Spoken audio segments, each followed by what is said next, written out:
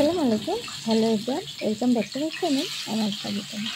আজকে আমি গোশত রান্না করব।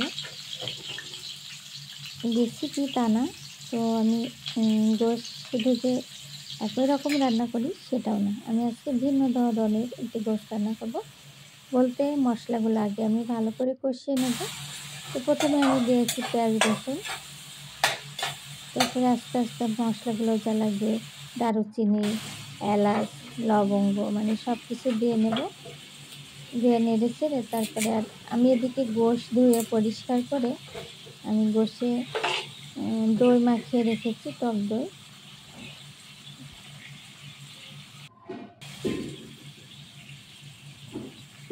মশলাটা যত ভালোভাবে কষাবেন তত কিন্তু আলাদা একটা টেস্ট আসবে, তাই আমি মশলাটাকে এই যে ভালোভাবে কষিয়ে নেব।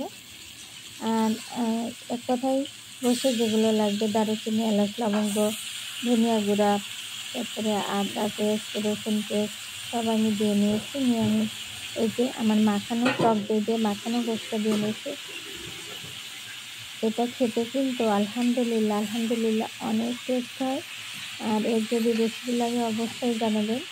আমি জাস্ট রান্না করতেছি সেটাই আপনাদের সাথে শেয়ার করলাম। আর আমি তরকারিতে সবসময় কাঁচামরিচ দিয়ে রান্না করি, আমি শুকনো মরিচ খাই না, খুব কম খাই, মানে মাঝে মধ্যে শখ করে, কিন্তু আমার শুকনো মরিচের কোনো গুঁড়া নেই।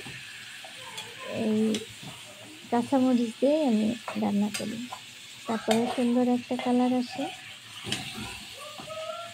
তো আমি গোশগুলোকে এবার ভালোভাবে কষিয়ে নেব। আমি হলুদ এখন দিব না, হলুদটা আমি পরে দিব।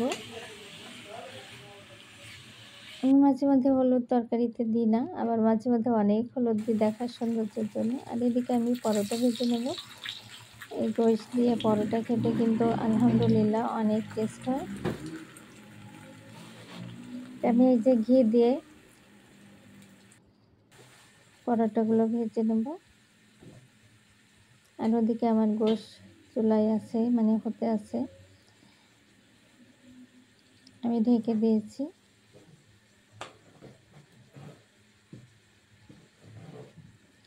এভাবে ঘি দিয়ে পরোটা খেতেও আলহামদুলিল্লাহ অনেক